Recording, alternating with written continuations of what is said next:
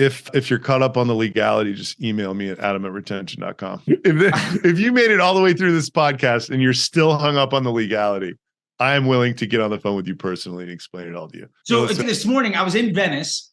I went to this like Yappo mixer coffee thing, and I was chatting with some folks, and retention came up, and like 3 or 4 people in a circle all said the exact same thing. And so let me kind of take what they said and get your feedback on it, because I'd love to know like your kind of retort to this. But they said, I love the idea. I'm terrified of being named in a class action lawsuit because I'm violating the law and all of these terms and services and everything. And for that, I think that's the biggest barrier to where you're otherwise like it's a no-brainer. And we'll get into everything else later on. But like, let's start off with the juice right away. The reason they're saying that is because an indirect competitor of ours that effectively does something very similar called SafeOpt, and it was like 2 national brands like Jake's Coffee or Pete's Coffee or something, and like one other Everyman Jack or something like that. They were named in a class action lawsuit, and they do what we do. They do identity, and then they actually send 2 emails. So the product doesn't solve the 2 big core problems we solve. We solve email list growth, which they don't do because they're sending the emails and you only get the email if someone buys.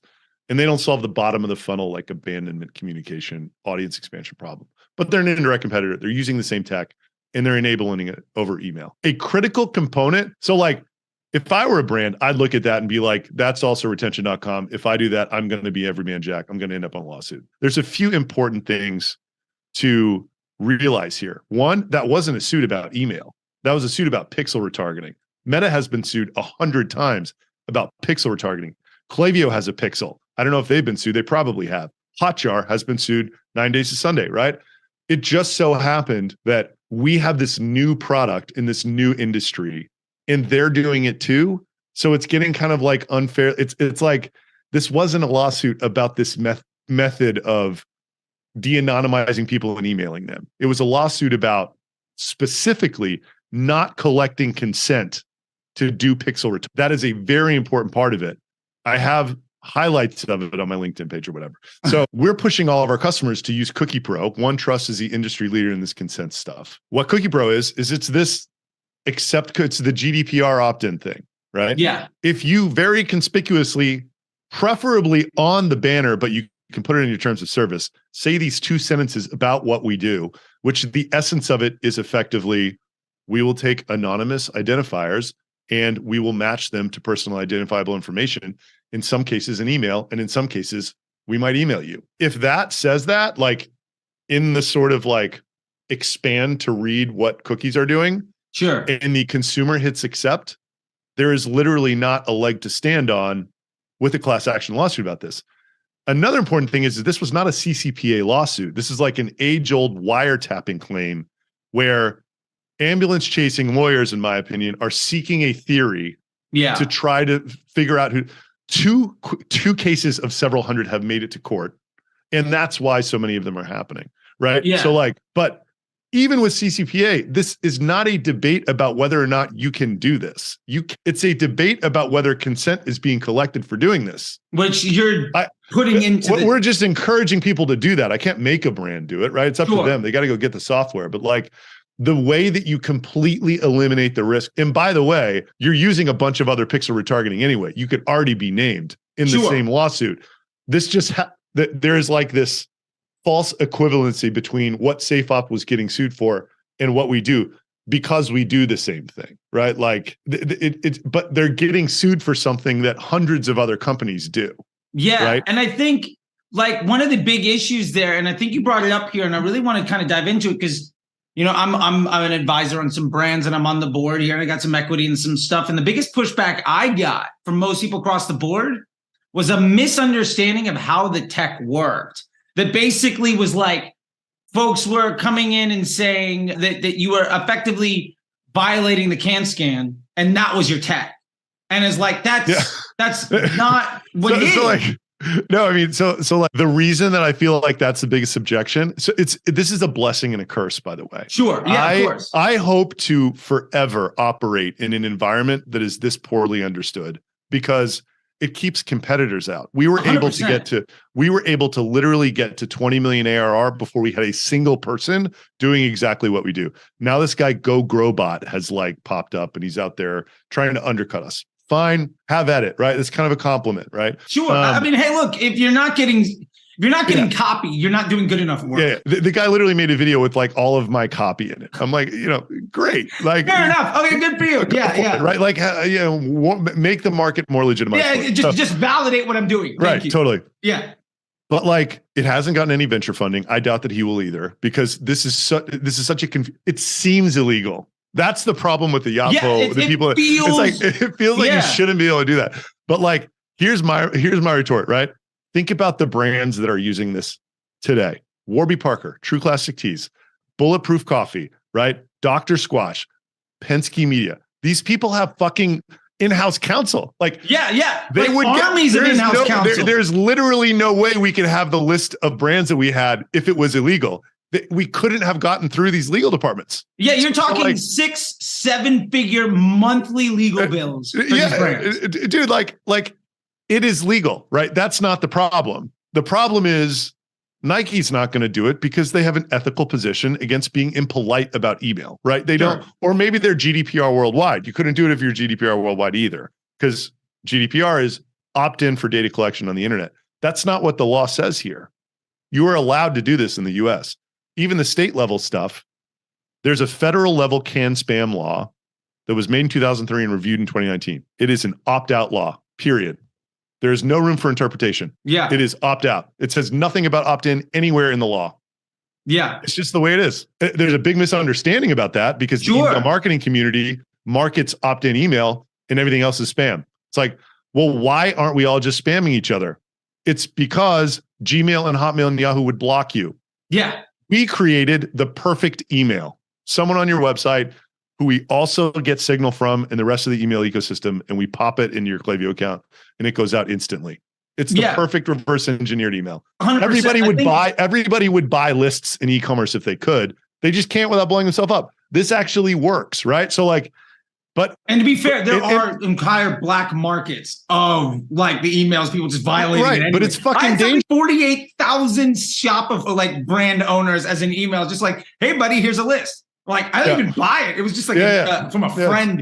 And I was like, I can't touch. It's like, thank you. So by the way, I think a few things are happening. One, that SafeOpt lawsuit slowed us down entirely. Two, we're like crossing the chasm in Shopify from very risk loving and early adopters to much more conservative people. So I'm not surprised that the people that aren't using it are holding on to these, it's like, they're not really interested in understanding the nuances of the law. Yeah. They just want a reason to say no. Like the early adopters were excited about this possibility. Like they understood the value immediately. And they were just like, I also understand that this is legal. And like, look, if an ambulance chasing class, there's just so much to say to that. It's like, think about the brands that were named in the lawsuit. It's not Joe Schmo's underwear socks.com. It's Pete's fucking coffee. It's like somebody that everybody knows, right? Like if everybody doesn't know your brand, and I mean everybody, you're not going to get named in a class action lawsuit for anything. It's not even worth your time. Like, exactly. It's like, that's not your biggest problem right now. Your biggest problem is getting your brand to where everybody knows it. Yeah, exactly. Right? Like, So yeah, that's, look, I mean, I'm glad that you brought that up because it's just going to, sort of change the color of the content that I'm creating on LinkedIn and Twitter a little bit. I'm just going to evangelize some of these points a little harder because I think it's important for people to know, right? It's like what I should be talking about, right? Yeah, because I'll say this. I think as I see it, being somebody that, hey, look, you guys have helped me. I saw you at Chipper Whale event back when the team was a fraction of the size it is now at the Blue Whale. Like, the inside, the cool kids club of it all. And it's been really interesting that where I see it, there's really three big parts, and I think that this really comes down to the understanding of it all. And I think the first big issue, which we're talking about here, is just the legality of it, right? And I think the other side of it that is really interesting to me is the use cases or the misuse of the tech. I think I can clearly think of 4 or 5 posts I saw on Twitter where clearly somebody used the tech in a way that was Wrong. Not in line with the best practice. Right. Yeah. And as a result, it's like, well, one asshole did this dumb thing. Clearly, all of it is trash. I think there's an idea of it that is fun, right? Like, oh, this is cool. Like, it's nerdy cool. But the role of this in a business and where that fits, and I think that use case is something that I'd love to know how you feel people should be using it. Part of that was we were like a self-serve tool in October of last year, right? Like they could do whatever they wanted with it. And I'll tell you exactly. So like just for now, there's two products, right? One you put on your homepage. It identifies a person that doesn't fill out a form, and we pass the email address to your newsletter. And that's where it stops. It's up to you to email these people. It's not linked with them making any behavior on the website and triggering flows. The second product is all about actions that these people take and triggering flows, right? Yeah. So what happens if you use the first product incorrectly, and it can be used incorrectly in several different ways, is you blow your deliverability up. Why? Because these emails have incredibly high positive and quite high negative engagement. Yeah. What does that mean? They're polarizing. Yeah. Yeah. So like, and it's not negative engagement to the extent that like, you're just like, this is like Viagra spamming. It's like, 2-3 times the 1 in 1,000 that's acceptable. But you can't send that on its own, right? The reason this works for who it works for, the big Shopify stores, is because what we're doing is we're hiding the negative engagement in the existing mail stream, if that makes sense. Yeah. So we actually now we call it the Bruce Boltz integration. Chris Holt came up with this, or Chris Hall. So like they got in a bunch of trouble with Klaviyo because they were going way too hard, and they're like, dude, they're not going to let us use it anymore. What can we do? And how we were instructing people to set this up was just make a welcome series with these contacts. Send them 3 emails. If they don't open, unsubscribe them. If they do, put them in your newsletter. Pretty simple. Yeah. The engagement statistics of that welcome series look like shit because the unsubscribes and the spam rates are so high that it looks bad. And then people don't actually convert on the welcome series that don't fill out a form, right? Like it takes you a month to warm these people up, right? It's a colder email. Once they can, once you've gotten rid of the chat and once you've got the wheat and gotten rid of the crap, the emails look really good. But like, you just need to go through a filtration process. What we require, which is a result of the Bruce Bolt, and we actually call it the Bruce Bolt implementation, is instead of sending the welcome series first, we actually hold the contacts in a segment, mix them in with a newsletter, send them in a batch with the existing newsletter, which is incredibly low negative engagement.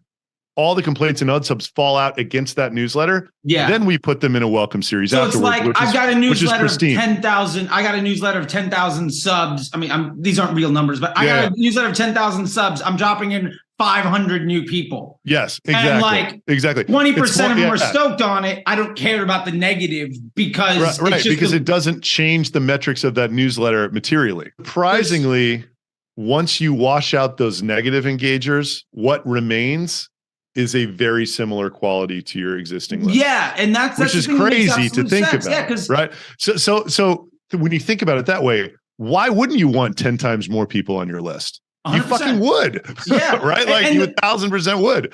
Like the analogy that I like to make with it is like, I see so many folks as a paid media guy. I look at it as the difference in intent and conversion on like a branded search Google campaign. Yep. Versus like a prospecting Facebook ad. Yeah. Like the impression count to like actual meaningful conversion. That ratio on a prospecting Facebook ads is terrible. Yep. But it's what ultimately grows the business above and beyond. You're prospecting with it. So the exchange rate isn't going to be nearly the same. But it doesn't mean it doesn't have value. And the people that do come through are, like you're saying, very competitive in their value in the business. And I think that that's, especially because you're not necessarily doing the spin the wheel for 20% off. Like there might even be of greater value because you're not devaluing the brand. Look, anybody who's been a long-term customer will tell you the enormous value of this top of funnel strategy. So I was having, do you know this guy named Gareth Lancome? He's got like It sounds super familiar. Rockwell Razors is one of his brands. Okay, He's yeah. Like helped out Loom with it, like a scientist with this shit. Like, yeah. So he's advising a lot of people, helping a lot of people out. And basically, so he's saying one interesting thing. He's like, I'm trying to get everybody to look at marketing efficiency ratios rather than just, attribution. He's like getting their heads out of Triple Whale and North Beam and like trying to look at this MER. Yeah. And he's like, I talked to him for the first time last fall. And he's like, when you were describing this to me, I understood the value immediately. But he's like, I think you were describing the logic well, but I felt like you weren't describing the value of the email well. Yeah. And he's like, and I had this feeling really early on where I was, and by the way, like I look at Diff Eyewear, who's been a customer for 2 years. They've made $4.5 million on our fucking emails. They probably paid us $150,000, right? Like it's unbelievable, right? Yeah, but like we're putting our balls in the blender because we're like, hey, 12-month deal with a 60-day out. If we haven't showed you ROI in 60 days, and the nature of what's happening is we're selling people emails that are converting over 2 years, and we're putting ourselves on a 60-day ROI like burden or whatever you want to call it. Yeah, it was. It's this window to proof. Yeah. So like, he's like, here's how I think you need to be looking at this. And I think he's right. Cause like I have a SaaS business and this is the way you look at SaaS businesses. He's like, brands do not know the value of an email address. He's like, if you could go into their Klaviyo account and tell them what the average revenue over what period of time an email address was, then subtract their gross margin. That is the profitability of owning an email address to them. Oh, yeah. Then so many brands I talk to don't even know how to factor that. Then if you could go across your entire system and see what the discount for your lower quality email address is, you could go and say, look, an email address is worth $1.60 to you. Your gross margin is 30%. So we're down to $1.25 or whatever, $1.20. Our emails are 25% less effective than that for these 5 reasons, right?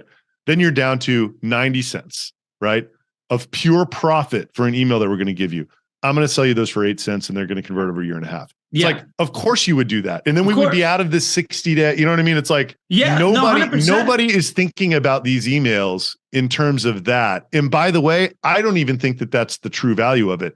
I think the value of being able to send to a list of people every week or every day or every 3 times a week, that's 5 times the size of what it would have been had you not used our tech for a year and a half, has this indescribable and unknowable brand effect. Yeah, it's one of those things where you can't actually measure it because it ultimately changes your marketing mix, which is the third thing I wanted to come to with is, now we've covered the lawsuit side. So, okay, I'm feeling better about it. Got it. And by the way, like, I don't expect people to just flip on that one in a day. Oh, of course. Right? But like, I encourage you to look at the facts. Like, read part of that lawsuit. It's not about emailing people. I think you and I are highly logical individuals, but we talk to folks, operate on upper the values, and look, I get it. Like, there's in the world of like, I just finished reading, Rocket Fuel. There's the visionary and the integrator. If you look at the the E-Myth, right? It's different parts of businesses, right? Some folks are just not everybody can take the path until they see it from soup to nuts. And it's interesting. Yeah. I was having a conversation with folks from Tapcart because I feel like they have a very similar issue in that there's a use case problem where they're not introducing the entire thing as sort of the sales pitch. And I've been talking to them about that. And I think, they're getting more and more adoption. That's neither here nor there. Just, I think it's similar. I think the third thing here that to really talk about is just revolutionizing the marketing mix strategy here, because we think of email as either it's a retention effort or it's some like black hat cold email thing. And I feel like you get looped into that black hat cold email thing. But let me give you my use case and you tell me, I'll give you a strategy I'm going to do for my school. So my idea was this. I know roughly what an email is worth. Let's say each email is worth $1 for the purpose of this conversation. Now I'm entered in on, I'm testing with the lowest level just to like as a use case, right? MVP, does it work? I think for that MVP, it's something like 3,000 or 4,000 for a couple $100 a month, something along those lines. I don't remember the exact math, but it basically means I can lose about 90% efficiency on what I think an email is actually worth and even just break even. Yeah. So I'm looking at it as I'm now letting people that have shown some attention.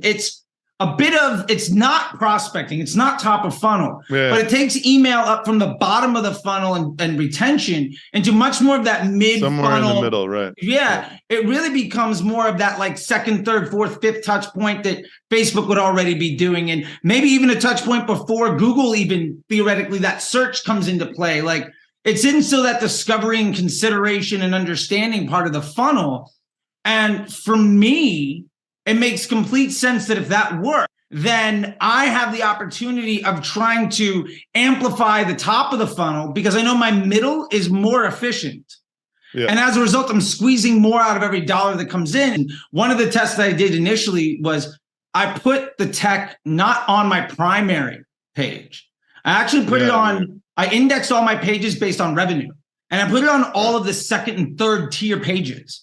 And used it to amplify the revenue value of all those second and third tier pages. And it was undeniable. A page went from half a cent per user to like 3 cents per user. I'm curious what you think about that. And also just the idea of changing the way you think about the marketing mix, because this is not just standard bottom of the funnel retention email anymore. We're using the tool in a new way, if that makes sense. It's I think it's a great talking point for me because who wouldn't want their marketing mix to shift more towards email? Yeah, it's it's the best one, right? Like it just I tell people the marketing efficiency on Facebook. If you break even, you're doing great. Right, email is like a penny to earn $1,000. Yeah, it's like totally. So I think all of that is like totally the right way to think about it. The thing that makes this tricky is you just need to keep the inflow of emails versus your existing mail stream like under 10% increase each send of your 30-day actives, right? Interesting. That's the constraint on the email side. That's what makes this fucking hard. That's what makes the big Shopify stores the candidates to do it. That's what this Bruce Bolt methodology is all about. The second you get to like 20 or 30% each send you make of cold leads, this is how people spam, by the way. They have a huge body of emails going out and they're adding in cold emails at some percentage to where their metrics are very comfortably below what would cause a problem. Sure. But they have these hot, high value leads. That's basically what we have done is like employed a spamming tactic to the mass market in a way where it works, right? So that is, I think it's the right way to think about it. It's just not infinitely scalable. But by the way, that equation also increases exponentially. It's just another area that you have to be very careful about because if you break it, it is going to be very annoying to unbreak. We have a full-time deliverability guy who can tell you literally everything. Like Portland Leather Goods, they were like, dude, like I want to. He talked to him every day between Black Friday and Christmas. They're like, we want every last fucking email we can send. Yeah. They were weird. They were not an email first shop, which is strange being 70 or 80 million, whatever they were at the time. They only had 20,000 active contacts on their email list. Now they have 700,000, right? Yeah. Like because of us, literally. When we were talking to Clavia, I like showed them Portland Leather Goods. I'm like, this is what we can do for people. Like metrics unchanged, list size 50x, right? Yeah, like, and Curtis is so great as like a human being. I love that guy. A big fan of those people. Yeah. So unless you are in a position where you can have someone like our guy looking at this every day, it is not a strategy where you're like, I am going to press this as hard as possible. Yeah. We try to make it something that's quite passive. It's like, if you do this in a relaxed way for 2 years, your list will be 5 times the size that it will be. And this is just math. You know, you're converting 2% on a form. We'll give you, I don't know, maybe 17, 18% if we're getting really judicious on all the shit we're throwing out. So it's like, it's definitely like a 6 or 7x. And, you got to prune them at a rate that's like twice what you would prune other people. But it ends up being, if you were going to have 200,000 contacts in a year, in 2 years, you'd have 1 million. That's just the nature of how it works out. I mean, the math is, my favorite math equation that I reference all the time when it comes to these growth metrics is like 5% a week is 3x a year. Yeah. So it's like, how much are you willing to invest in 3x a year growth? Man, that might be the more aggressive side. Say you cut it in half and it's only 1.5 or 2x a year. Like, it's one of those things where one of my favorite quotes is from this guy, Hank Azaria. You know Hank Azaria, the actor guy, right? Yeah. So he's a voice on The Simpsons. He's like a quarter of the voices on The Simpsons. And he was on He was on the WTF podcast from Mark Maron. And he said, I'm at the same time both wildly overpaid for my job and wildly underpaid for my job. And the point is, let's say he makes $5 million a year to basically go into a vocal booth for 2 weeks and make funny sounds and then leave. That sounds amazing. Like he's wildly overpaid for 2 weeks work, but he's also a quarter of the cast on a $1 billion business. The longest running sitcom that has ever existed. Right, and my point to that is, if you're using this correctly, you all legitimately couldn't charge an appropriate amount. You're Hank Azaria, right? In this case, people could take a look at it like, oh, it's adding this thing. But to your point of the brand that you were starting to talk about, that was been with you for 2 years. Yeah, Diff Eyewear. Diff Eyewear. Like, you legitimately couldn't go to Diff and be like, this is how much we're worth. I mean, you could, but like the ability, like you don't need to, and it wouldn't work. Right. But like, I just find that it's very similar, and that the best tools are one of those things where you legitimately, the quantification of the value ends up being inarguably less than the overall cost. Yeah. And I think the biggest issues that I'm seeing again is people's misunderstanding about how the tech works. That leads to the legalities, and then the best practices, because I see so many folks being like, so I'm just going to hit everybody that abandoned cart no matter what. Or I'm just going to do all this stuff. And it's like, you can't apply one set of disciplines to a completely different thing. And to be fair, you guys are kind of defining sort of a new space. And I don't think people initially really understood what the best practice should be. And we're getting a lot better than that. That Bruce Bolt methodology alone will change everything. It will eliminate the most frequent fuck up by 99.9%. If we don't let someone launch who hasn't set that up, then we will have no problem with Brands or Klaviyo ever again. Problem is, when it was self-serve, like the biggest thing that people would do is they just like let it run for 2 weeks, not even send a welcome series to these contacts, wait for 2 weeks, blast them alone, not even in another newsletter. Klaviyo account ruined. Yeah, because they're like that is just, and it's like, it's not a crazy thing to do. They're not stupid for doing that. No, they're isolating the list. It's like, I don't want to mess up I want to see how it performs. I don't want to mess up my current list or whatever. Yeah. Like when you tell people the reason this works is because you blend and you borrow reputation that you've built. Some people that makes them uneasy. Yeah, absolutely.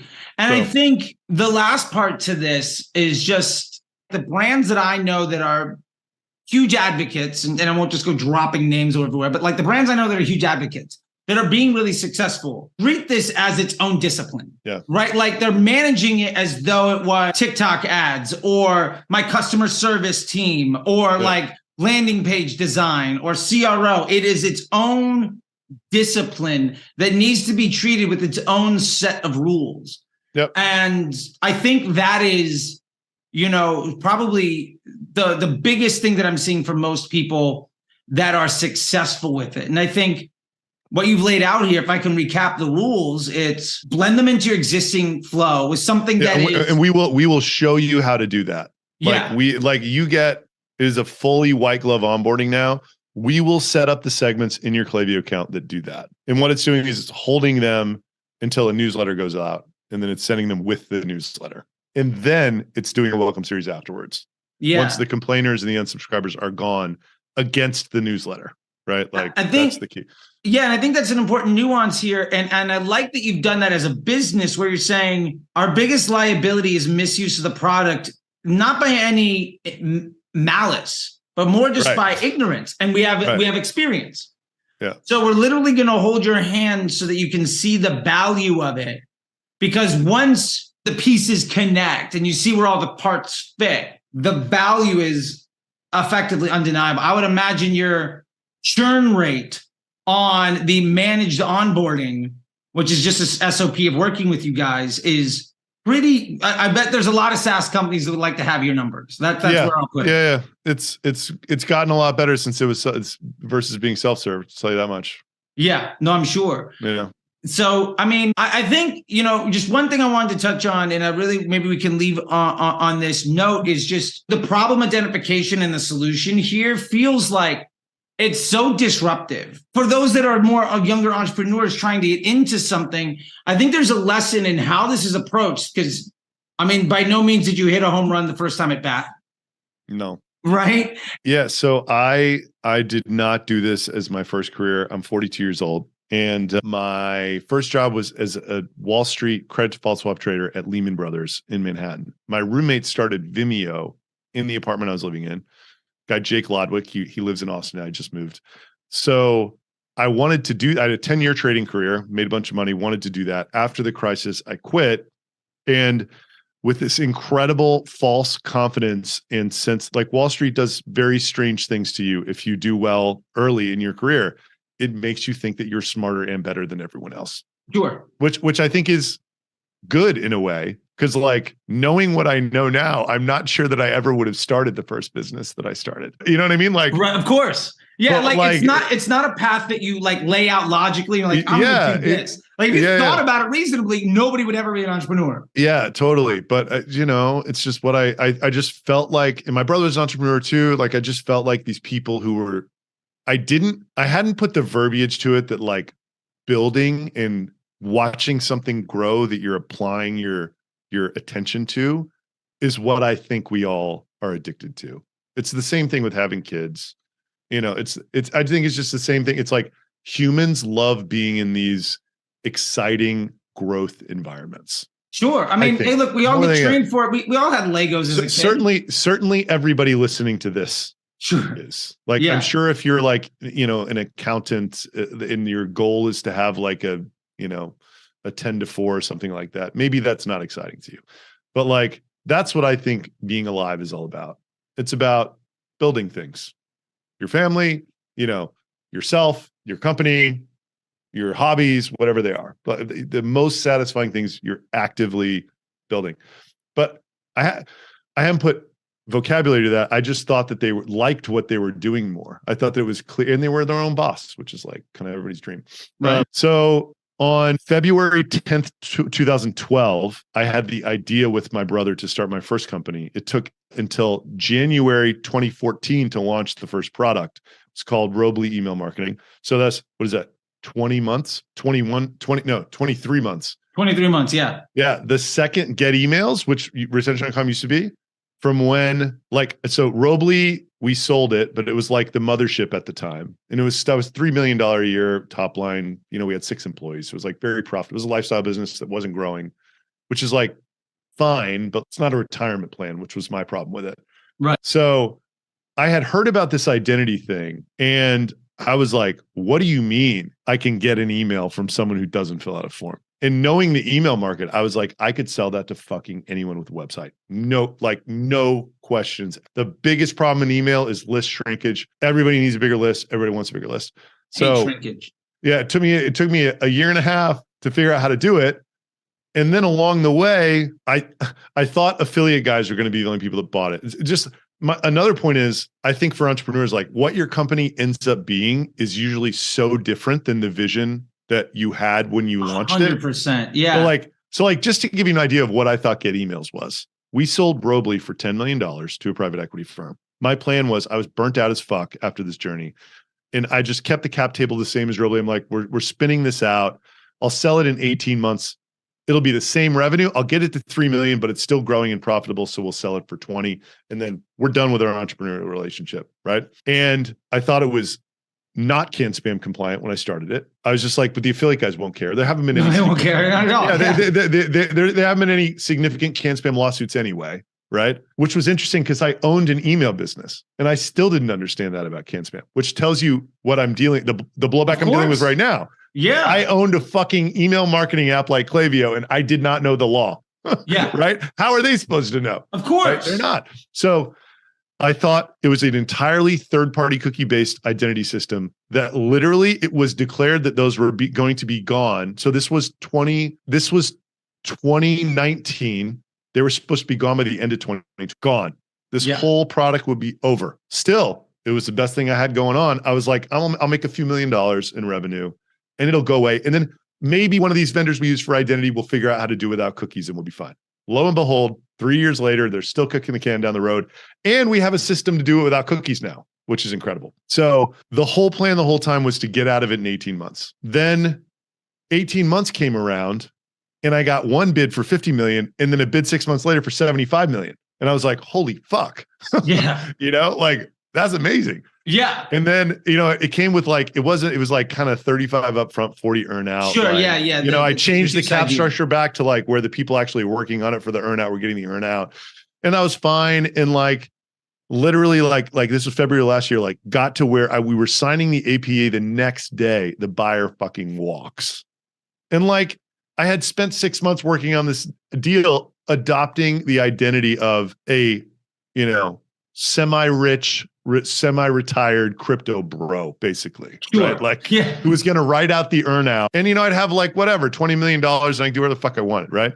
Yeah. And then I had this thing happen where I share offices with the Jasper guys. And I watched them go from zero to $1.5 billion valuation where they took secondary out or whatever in 12 months. And I was like, maybe I'm looking at this the wrong way. And all the while, like, this business was very high churn, but the unit economics were always incredible because there's no competitors. I think like I read something in this, there's this software as a service blogger, Jason Lemkin. He's like, the reason for high customer acquisition cost is well-funded competition because you're just like battling each other in the channels. And to be fair, like I used to work, I was supervisor at Omnicom for West Coast operations. I drop $1 million a day for like CBS and I didn't even care about revenue. Right. Like people have no concept of the uphill battle that you're not even aware of. Yeah. Yeah. And that's what made the email space I was in before so hard. It's like MailChimp had this free product. They were also spending $1 billion a year advertising it or something like that. Maybe 300 million. They're spending $300 million advertising this free product, which was better than what I had. How are you supposed to compete with that? Klaviyo, phenomenally, they got a couple breaks, but like after the game had been won, they were able to create another 90% monopoly, which is just phenomenal. I have so much respect for those guys. But anyway, I loved it about this market that you could walk up to somebody, explain the product and what it did, and they would, holy shit, like their face would light up. Yeah. Like, like exactly what I said. What do you mean you can like get me an email for somebody to have fill out a form? It's like the 3 questions everybody has. How is it legal? How does it work? What do I send? Right. And then recently it's transformed into some other ones. Like with the bigger brands, like, will my brand get damaged? So the questions are slightly different, but from the same place. Basically, it's just a nuance. It's an application. Will this hurt? Yeah. Will this hurt me? Is what they're saying because it feels like it should, right? It feels dirty. Yeah, unfair advantages feel like there's a downside you're not able to see. Totally. So, but my goal is like to keep making it safer and keep making Klaviyo happier and keep making the. So anyway, back to the story of this. So as of last year, the guy walks, I'm devastated. And then like, I have this conversation. I think our ARR at that point, so my goal with this, Diana Ross, who's our CRO, used to work for this guy, Ross Paquette in Marapost.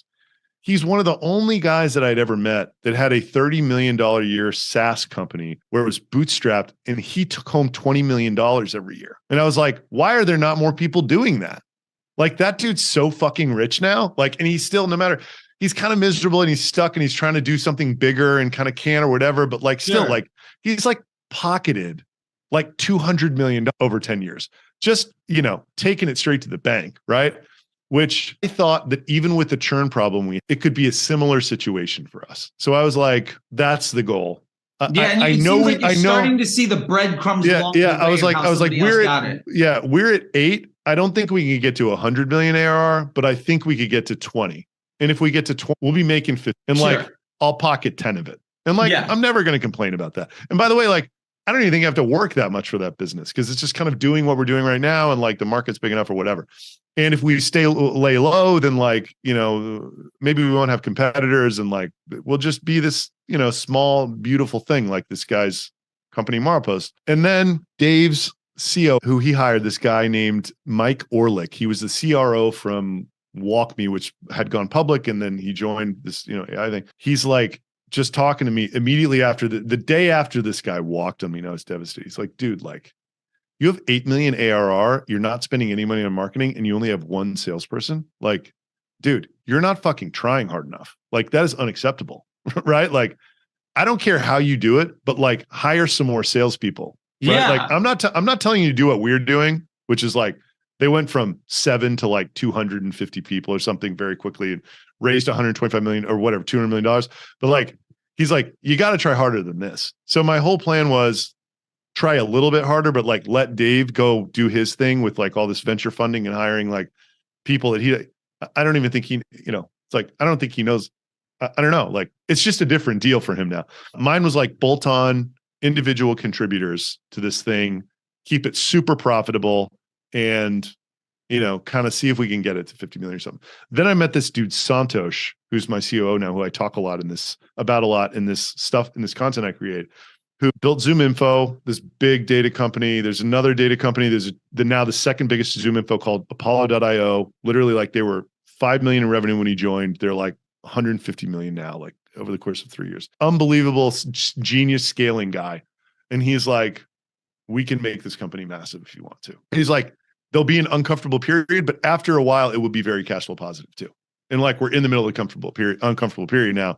And unfortunately, shit like that SafeOp thing happened. And like, apparently triple whales getting hammered. Everybody's like gorgeous.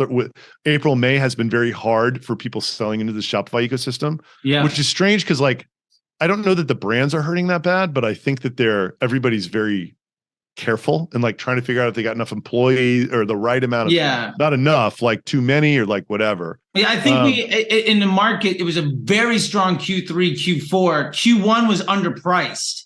And then Q2, basically the unit economics returned back to the mean, but you had 9 months of completely artificial marketplace economics. And everybody's like, oh my God, what are we doing?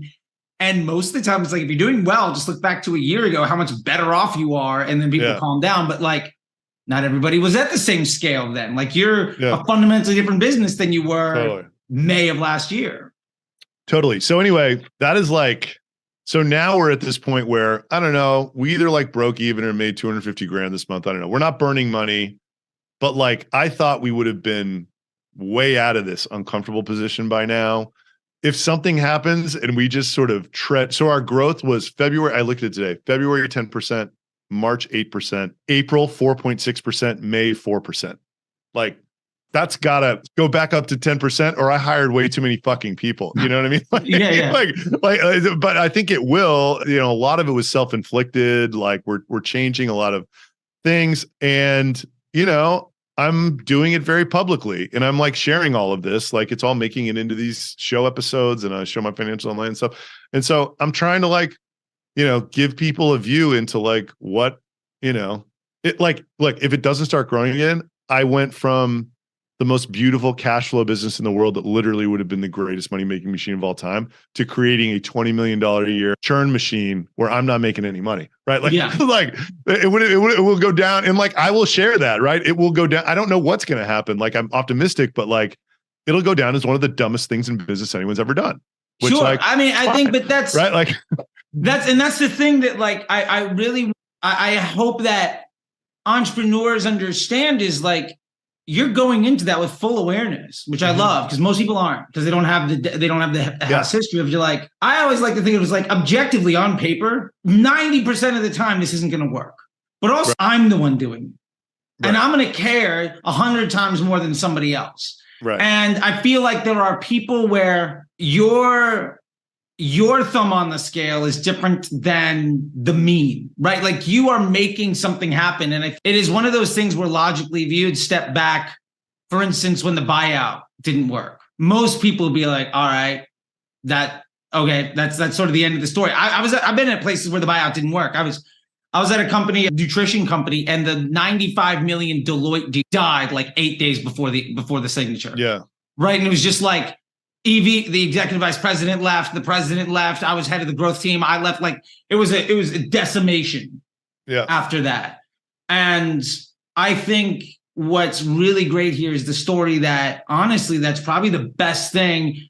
Kismet happens, and it's about the opportunity of being prepared, being in the right spot when the right people come along, and I think it could have easily gone 10 different ways for you, but I love that. To be fair, this is not your first rodeo. Which I think is also very helpful, right? Like, maybe don't go for it on your first rodeo. Do something that you learn how to run a company, and whatever, you know what I mean? You learn about marketing and sales and support and how to manage a tech team and all that shit. And then once you sort of have the skill, it's like, I'm pretty aware of what I'm good at, and like, I know what I'm not. And like, I'm comfortable taking this risk. It's like I'm foregoing a lot of current income to try to hit a fucking massive home run. Yeah. You know? And it's a leveraged risk that you're doing. And every failure along the way isn't necessarily a lost opportunity or something, but they're all lessons to get you to someplace, right? Like there's a lot of doors you open that you realize that didn't work out. And there's a lot of connections you made. And like I just did a video yesterday where I was talking about Tesla, right? Like the X was the plan. But to get to the X, you had to do the S. And then 3 years later, the Roadster. And then, like, once you figure out all the ops, once you make all the mistakes, once you get everything happening, then you get the machine that makes the thing work. Right. You know, I don't think you could have stepped in 2 years ago with where you're at today, even being on the table. And I feel like that's the biggest lesson that I've seen. So like another, not to cut you off, but like another thing, this guy Santosh has been, so he's worked with 20 B2B data companies very close. 3 of them have been spectacular successes. Almost all are in the middle. And then some of them have totally failed. And he's like, he has so many interesting things to say about the mindset of the teams. And one thing that really resonated with me is he's like, so basically he's like a couple of the most interesting things. One, he's like, several teams don't like, they don't believe they deserve it or they could be a part of it. Like never in a million years did I had some self-confidence, but like I was kind of like, I'm a bootstrap guy. Like I'm a cash flow guy. Like I'm not going to create $100 million company, let alone $1 billion one. Right. But then this guy, like literally like, it's kind of like he showed me the math. He's like, dude, like if we just fix this churn and then we hire these people and the go-to-market is, a quarter as efficient as it is now because we have all these other people, like we will get to 75 million in revenue in 2 years. And that's worth $1 billion in this market. Maybe less now. But anyway, another interesting thing. So he says, he's like, this mindset he describes is about stacking S curves. So it's like spending time on things that can become incremental or exponential, excuse me, not incremental. And like making sure you always have several experiments going at once while your core business is working, always be looking for the next S curve.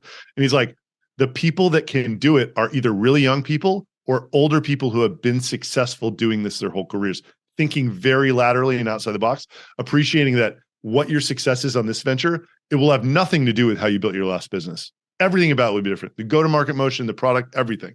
He's like, the people who get stuck are like, it's like a 30-year-old who crushed it in his 20s doing one thing. He's trying to apply that one thing in his 30s. And he's stuck at 8 million in revenue or whatever the fuck it is. He's like a one-hit wonder. Yeah. And like, they're not open to actually having the type of mindset that would allow them to be disruptive in how they position the product and the market and everything else. Anyway, I thought those 2 things were really interesting. I know we're out of time. No, I love it because I think at the end of the day, the biggest lesson that teaches that your guy was talking about is some folks just hit it, right? And that happens. Folks hit it like, it can happen. You know what I'm saying? I think one of the lessons I learned in the music industry is anybody can write a hit song. Any manager can sign a good band. To be able to do it twice is astronomically difficult. Right. For anybody to catch lightning in a bottle more than once is almost impossible. Yeah. And I think the most successful people, the first lightning in a bottle isn't actually the peak. It's the building block that what they want to do is actually built on. And the honest truth is what they want to do isn't something they're even aware of when they start that. Right. And I think it's your definition of success for this business was so much less than what you're doing right now and so much less than what it's going to be worth 20 months ago. Yeah. And by the way, like whether or not this ends up being, the $1 billion thing, I just picked $1 billion because it's so loud. It's like so obnoxious on LinkedIn. I love it. Yeah. It's so obnoxious, but like, I don't really give a shit. Like it'll be valuable. I'm going to be rich, like probably unless something really bad happens. Even something bad happens. Like I have the confidence in myself now that I can start another company. Sure. I know I can. Like I've done it once. I've done it twice now. Like I didn't have a lot of confidence as a result of my first business because it was like this data mining strategy that I always felt was kind of cheating. We were like stealing customers from Constant Contact. After that ran out, I couldn't grow it. So I was like, oh shit, unless I have enough strategy like that, I'm like not good enough or whatever. And this thing's growing on its own, which is tremendous validation. It's way more fun to be all in than make money. Yeah. Period. Like 100%. No matter what happens with this, I would have like, I was going to make a lot of cash this year. Instead, I'm like plowing it into all these people's salaries. Like it's way more fun going for it, period, in life. Yeah. whatever. I love it. Let's end on that, man, because I think that's great. I think I really appreciate your time. If there's anything else that you want to say or anything, I mean, it's retention.com. You're obviously a great follow on LinkedIn. I'm enjoying the stories. Your video editor is a phenomenal storyteller. Thumbs up is somebody that doesn't mean anything, that they shouldn't know who the hell I am or give a damn what I think. One guy thinks it's really cool. All right, man. But yeah, man, I'll let you just if there's anything you want to say, I'll leave the last word to you here, just so that it's an unabated thing. If you're caught up on the legality, just email me at adam@retention.com. If you made it all the way through this podcast and you're still hung up on the legality, I am willing to get on the phone with you personally and explain it all to you. Honestly, I think I might just open with that and then we'll go straight to the legality. That's a beautiful thing. Editing team, go find that, put that in the first. All right, great. All right, Adam, I appreciate it, man. I'll talk to you later. This was a lot of fun. I know you're a busy dude, and I'm sure I'll see you around the sphere, bro. Thanks a lot, dude. You're doing great stuff. Man. I'll see you later.